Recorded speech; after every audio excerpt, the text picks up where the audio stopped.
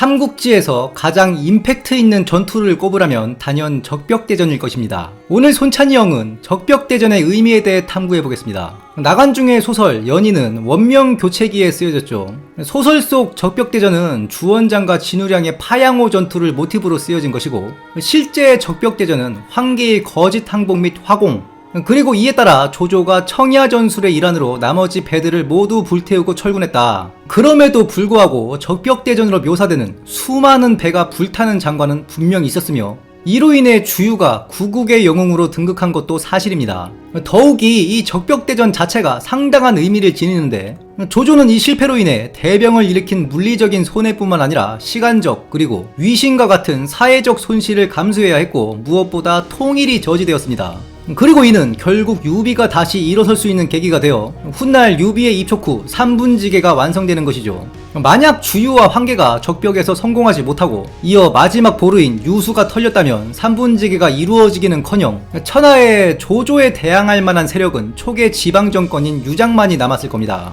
그리고 광무제와 공손술에 의해서 쉽게 찾아볼 수 있듯이 혼자 남은 초계 지방정권은 그리 오래가지 못하였을 것입니다. 더욱이 유장의 역량 역시 공손술에 한참 못 미쳤기도 하고요. 이렇게 역사적으로 의미가 있는 말 그대로 대전이었기에 적벽대전은 후대의 수많은 예술작품으로 재탄생합니다. 송나라 시인 대복고는 만명의 기병이 강가에다 1000개의 횃불이 불을 지른다 표현을 했고, 소식 즉 송대 유명 시인 소동파 역시 적벽회고에서 주유의 기계를 노래했습니다. 뿐만 아니라 범성대 역시 시로 표현하기를 그 공적이 북두성에 닿았다. 그런데 오늘날 대한민국에서 적벽대전에 관한 컨텐츠를 즐길 수 있다면 믿으시겠습니까? 국립정동극장의 대표 컨텐츠 판소리 뮤지컬 적벽이 돌아왔습니다. 2022년 기준 누적 관람객 수 38만 명, 2017년 초연 이후로 전석 매진 행렬을 만들어낸 인기 컨텐츠입니다. 예그린 뮤지컬 어워드에 입상할 만큼 작품성이 상당한 컨텐츠이고, 여러분들이 좋아하는 삼국지 영웅들 유관장 삼형제, 조은, 조조, 주유, 제갈량, 노숙, 황계 등 수많은 영웅들의 서사가 배우들의 연련으로 이 대한민국 땅에 재현됩니다. 2017년 초연 이후로 2025년의 적벽은 무려 6번째 공연입니다. 그 자체로도 이미 흥행성과 작품성이 담보된다 봐야 되겠죠. 이 작품은 판소리 뮤지컬, 즉 우리나라 전통 판소리의 강렬한 에너지, 그리고 서양 뮤지컬의 역동성이 결합한 퓨전 컨텐츠입니다. 절대 지루할 틈이 없을 거예요. 그리고 저도 티저나 메이킹 필름을 봤는데 배우들의 분장이나 의상도 상당히 퀄리티가 높습니다. 여러분들 아시다시피 이번 광고 국립정동극장이 제 첫 광고주분인데 제가 지금까지 수많은 광고들을 다 물리쳤습니다. 특히 여러분들 지갑 털어갈 것 같은 모바일 게임 같은 거. 그런데 제가 이 광고는 물리칠 수가 없었어요. 왜냐? 저부터 보고 싶거든요. 저도 보러 갑니다. 보고 와서 커뮤니티에 후기 남길 거예요. 공연 기간은 2025년 3월 13일부터 4월 20일까지 약 한 달 넘게 진행됩니다. 월요일엔 공연이 없고요. 그 외에 평일에는 오후 19시 30분, 그리고 평일날 바쁘신 분들 많죠. 당연히 주말에도 공연을 합니다. 토요일은 14시, 18시에 2회 공연하며 일요일은 14시 1회 공연이 있습니다. 장소는 국립정동극장인데 여기가 서울 한복판에 있어요. 대중교통 추천드리고 시청역 12번 출구에서 가장 가깝습니다. 차 갖고 가셔야 하는 분들은 각 카드사 플래티넘 서비스 머시기 지원하는 주차장들 있죠. 티켓 예매 할인 방식도 다양하니까 예매 및 자세한 사항은 이 영상 본문 및 공지로 남겨놓도록 하겠습니다. 참고로 이런 문학 컨텐츠를 즐기실 때 더 재밌게 즐길 수 있는 방법을 말씀드리자면, 당연히 문학작품에 기반한 컨텐츠는 실제 역사와 상이한 부분들이 있어요. 실제 역사가 다큐멘터리라고 하면 판소리 뮤지컬 적벽의 경우 한 편의 연극이자 영화라고 보시면 됩니다.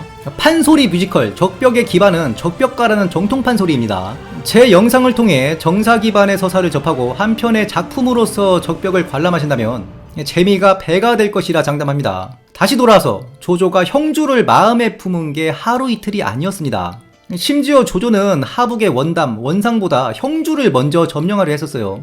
당시 원소가 사망한 이후 원담과 원상의 내분이 일어났죠. 인프라를 장악하지 못한 원담 측이 수세에 몰리게 됩니다. 이때 원담을 지지하던 곽도가 계책을 내죠. 조조를 끌어들여서 원상을 쳐야겠다. 이에 곽도가 신비를 조조한테 보내고, 신비가 원상을 먼저 까야 된다 설득을 하니 조조가 형주 도모를 잠시 미룬 것입니다. 곽도의 계책은 좋았어요. 조조와 원상이 싸우는 동안에 원담 세력은 하북의 북부 지역을 석권합니다. 그런데 그 다음이 문제였죠. 원담이 조조한테 개겨버려요. 적당히 꿀꺽한 땅을 일부 좀 바치고 조조 따거 형주 어서 내려가시죠 바쁘실 텐데 그 다음에 뭔가 좀 했어야 했는데 괜히 한판 붙어보려다가 원담도 날아가 버립니다. 실제로 당시 조조의 행보를 보면 마음이 형주에 가 있어서 만약 원담이 조조한테 쑥그렸다면 원담 정도는 연명은 하게 해줬을 가능성이 높거든요. 그런데 원상을 토벌하고 나니까 원담은 그동안 지 배만 불리고 입을 싹 닫는 겁니다.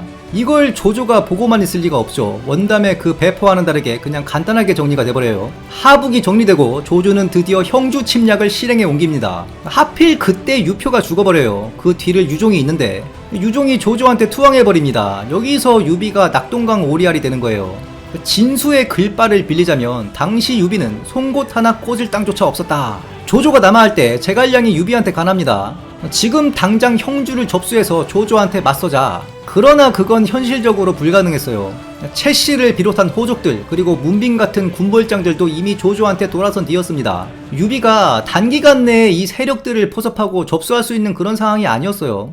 그래서 유비가 나는 유표를 봐서 그럴 수 없다 말하고 도망을 선택하는데 그 유종은 배반하더라도 강하에 유기를 세우면 되거든요. 이건 유비가 정치적으로 계산 때려봐서 승산이 없으니까 도망을 택한 겁니다. 그리고 그 도망은 옳은 선택이었고요. 그 제갈량 말대로 형주에 존버했으면 유비는 그때 죽었어요. 형주를 접수한 조조는 송곤한테 선전포고를 하죠. 80만 대군으로 질 것이다. 그런데 이건 호알이고 실제로는 15만 정도일 것이다. 적벽대전의 서막입니다. 제가 적벽대전을 이미 컨텐츠화한 적이 있기 때문에 서사는 좀 간략하게 지나갈게요. 한편 도망한 유비는 저기 저 밑에 교주 있죠. 거기로 도망가려 했다 되어 있어요. 창호태수 오거가 유비와 친분이 있었다. 그런데 노숙이 하구로 와서 유비를 만납니다.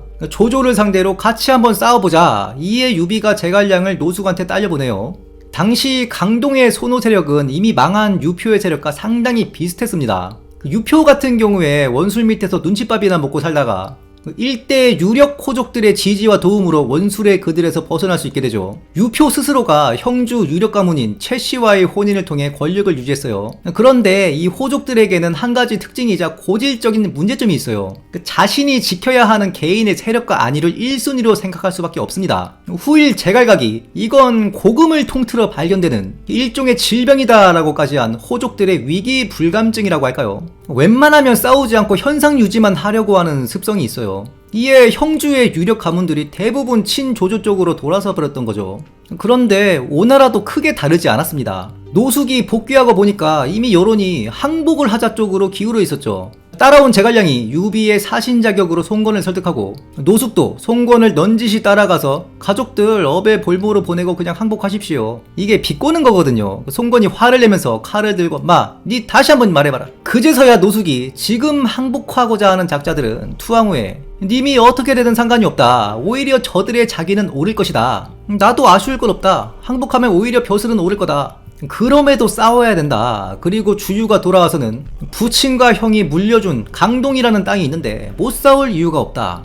거기다 조조는 용병의 4대 근심을 가지고도 겁없이 우리를 공격했다. 이 용병의 4대 근심은 첫째가 마초와 한수 즉 배후의 적, 둘째가 수전에 능하지 못한 것, 셋째가 쌀과 건초 즉 보급의 문제, 넷째가 역병입니다. 이에 송건의 모친인 오부인이 송건한테 야 너는 주유를 형으로 모셔라. 결국 송건이 싸우는 것으로 결론을 냅니다. 다만 당시에 몸을 사렸던 호족들이 분명 있었던 걸로 보입니다. 주유가 처음에 송건한테 병사 5만을 얘기했어요. 그런데 송건이 병사 5만을 못 모읍니다. 당장 3만이 가능하고 그 다음에 차출해볼게. 그래서 주유가 3만을 끌고 유비를 만나죠. 3만 데리고 왔다 하니까 유비가 한탄하는 겁니다. 그걸로 뭘 할 수 있나? 너무 적다. 그러니 주유가 님은 그냥 내가 싸우는 거 구경만 하이소. 조조는 수륙 병진으로 오림과 적벽의 진영을 펼치고 주유 역시 하구에 도달하여 조조와 대치하는 동시에 유비는 벙구를 지킵니다. 다른 한편으로는 장패가 단양을 노리고 있었어요. 조조는 물자를 배로 실어 나르고 보기 대병은 육로로 올라온 거예요. 당시 조조의 전술을 보면 배를 서로 묶어놨습니다. 이건 황계의 발언에 나오죠. 적들의 배는 다 연결되어 있으니 불지르기 딱 좋다. 배를 연결해 놓은 이유는 첫째로 선박관리. 그 연결 안 해 놓으면 배들이 바람에 부딪혀서 상하게 되죠. 특히 풍랑이라도 불면 배들이 다 떠내려가요. 그 예가 바로 동구전투에서 오나라의 배들이 태풍에 떠내려가는데 하필 위나라 진영으로 떠내려가서 학살당하죠. 두 번째 이유가 선상에서 기병대를 이용한 백병전을 염두에 둔 것 같아요. 이걸 소설에서는 방통이 조조를 꼬셔서 연한계를 썼다 나오지만 그건 소설 얘기고 이건 원래 조조의 생각이라 보시면 돼요. 그런데 그 와중에 황계가 투항을 요청해 옵니다. 조조는 주유가 말한 4대 근심이 있었죠.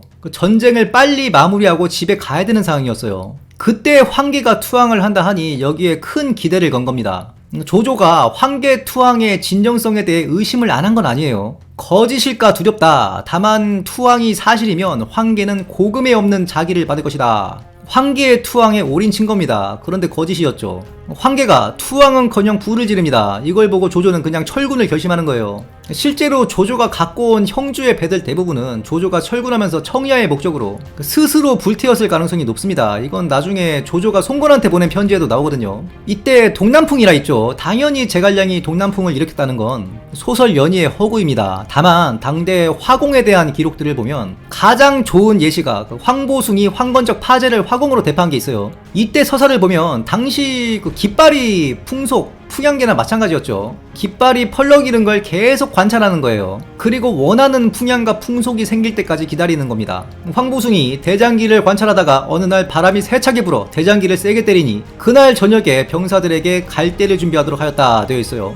즉 황계의 거짓 항복은 디데이를 정해놓고 조조 군영에 들어간 게 아니라 기회를 봐서 가겠습니다 해놓고 원하는 풍속과 풍향이 있는 날에 들어갔다 보는 게 합리적이죠. 참고로 이때 황계가 화살을 맞고 물에 빠집니다. 그런데 황계가 교의 나부랭이였죠. 병사가 황계를 못 알아봤다. 그냥 대충 어디 놔두고 가버립니다. 그래서 황계가 지나가는 한당을 보고 나 좀 살려줘라 하니 이에 한당이 황계를 발견하고 살립니다. 그리고 황계의 고육지책이라 일부러 두드려 맞았느니 이건 연의의 허구이고, 제갈량과 주유가 손바닥에 불화자를 써서 계책을 비교했다. 이것도 허구입니다. 적벽대전의 화공은 황계의 작품이에요. 그러다 보니 적벽대전 이후에 황계호라는 지명도 붙죠. 송건이 적벽에서의 공으로 황계한테 호수를 주고 황계호라고 이름을 붙였다 하는데 사실 호수를 준 게 아니고 집 조그만한 걸 줬다. 하늘이 노해서 물이 범람하고 그곳이 호수가 되었다. 뭐 이런 야사가 있습니다. 황계의 저평가는 지금이나 그 당시나 마찬가지라는 거죠. 하늘이 노했다 하니. 조조는 쫓깁니다. 그런데 화용도에서 관우가 살려줬다. 이건 역시 허구이고, 사실 유비가 추격했어요. 그런데 놓치는 겁니다. 화용도가 와지라고 되어 있어요. 늪지대라는 뜻입니다. 조조가 신속하게 길을 만들어 도망갔다. 그러면서 유비의 책략은 나보다 항상 한 발 느리다 하고 강릉으로 내뺐다 하죠. 이렇게 적벽대전이 마무리되고 이후 전장은 남군으로 이동하는 것입니다. 이 적벽대전의 의미가 상당히 큽니다. 전술했듯이 조조의 통일 시도가 저지됐어요. 조조가 적벽과 오림에서 패하고 돌아와서 사인들이 비석 세우는 걸 금지합니다. 비석 하나 세우려면 돈이 많이 들거든요. 좋은 돌 구해야 되죠. 그거 깎아야 되죠. 그리고 비문도 명사들한테 받아야 되죠. 사치라고 본 거예요. 우리 지금 공업을 이루지 못했으니 사치하지 마라, 단속한 겁니다. 그 여파로 위나라 때 비석이 전해지는 게 많이 없습니다. 그리고 천하의 책력이 3개가 되는 삼분지계가 실현되는 것입니다. 이런 이유로 중국의 근대 4대 역사학자 여사면이 이런 얘기를 했죠. 주유와 노숙은 불란종자다. 이들의 계략으로 60년 분단의 재앙이 생긴 것이다. 즉 적벽대전에서 조조가 승리했다면 유비는 저기 교주 어딘가에서 늙어 죽었을 것이고, 송건 역시 송건 본인의 표현을 빌려 밥 빌어먹는 신세가 됐을 것이며, 지금 우리가 즐기는 삼국지 컨텐츠 이런 것도 없었을 것입니다. 오늘도 평화로운 역경루에서 오침 중인 손찬이 형을 조은이 깨우며 이르기를 주유의 통무지정매를 논해보시오. 이에 손찬이 형이 느적느적 일어나 답하니, 먼저 통솔에 있어서 주유는 오림과 적벽에서 불과 3만으로 조조의 대병을 퇴각시켰어. 그가 일찍이 전부대독에 오르는 과정에도 크고 작은 공들이 있었으나 이 적벽에서의 용인술과 용병술만 봐도 다른 건 볼 필요가 없어. 통솔은 99를 줘야 마땅하오. 그러면 무력은 어떻소? 주유의 용맹에 대한 서사는 없으나 조인과 대치에서 화살을 맞고 이에 따른 폐혈증으로 사망한 것으로 보이는데, 주유를 쏘아 맞힌 자의 이름이 전해지지 않음은 그가 저격이 아닌 유시에 맞았을 가능성이 높소. 하여 그의 무력은 38 리메이크의 71을 인용할 만하오. 그러면 지력은 어떻소? 주유는 조조의 용병 4대 근심을 파악하였고 천하 2분지계를 주장하였어. 그런데 이 2분지계는 상당히 구체적이요. 마초와 동맹을 맺고 촉으로 진군 손유를 한중에 주둔시키고 본인은 다시 돌아와 송건과 함께 북진한다는 계획이었어. 노필 선생도 공건이 죽지 않았다면 그 근심에 유비가 어찌 촉을 도모했겠는가 하지 않았어? 아마 주유가 더 살았다면 그 역사는 지금과 상당히 달랐을 것이요. 하여 지력은 99를 줄만 하오. 그러면 정치는 어떻소? 당시 주유는 사실상 강동 호족들에게 가장 큰 영향력을 가진 자로 보여 송건이 손책의 뒤를 이었을 때 저울질을 하던 호족들이 주유의 송건지지 소식을 듣고 모두 그를 따랐다 되어 있어. 이는 그가 적절한 정치적 카리스마와 포용력을 가졌다는 증거요. 허나 그가 당대와 후대에 영향을 끼칠 만한 다스림에 대한 정책을 남긴 바는 없으므로 정치는 딱 90을 줄만 하오. 그러면 매력은 어떻소? 주인은 엄친하여 외모며 집안이며 능력이며 꿀릴 게 없어. 그와 사이가 좋지 않던 정부조차 주랑과의 어울림은 좋은 술과 같아서 취하는 줄 모른다 하지 않았어? 하여 그의 매력은 98의 줄만 하오. 이어 듣고 있던 조은이 섭섭하다는 듯이 말하니 장군, 박진감 넘치는 판소리 뮤지컬 2025 적벽을 관람하러 간다는 게 사실이요? 그런데 왜 내 표는 없어? 이에 손찬이 형이 답하니 짐승은 출입 금지요. 이에 조은이 왕호장상의 씨가 따로 없거늘 어찌 하늘은 인간을 나게 하고 또 개를 나게 하였는가 한탄하며 물러가니 손찬이 형이 이거 광고비가 다 내놈들 뱃속으로 들어가는 걸 모른단 말인가. 개팔자가 상팔자임을 모르고서는 혀를 차며 다시 오심을 청하였다. 지금까지 적벽대전의 의미에 대해서 탐구해보았습니다. 영상이 유익하셨다면 구독, 좋아요, 알림 설정 부탁드리고 다음 시간에도 풍성한 내용으로 찾아뵙겠습니다. 감사합니다.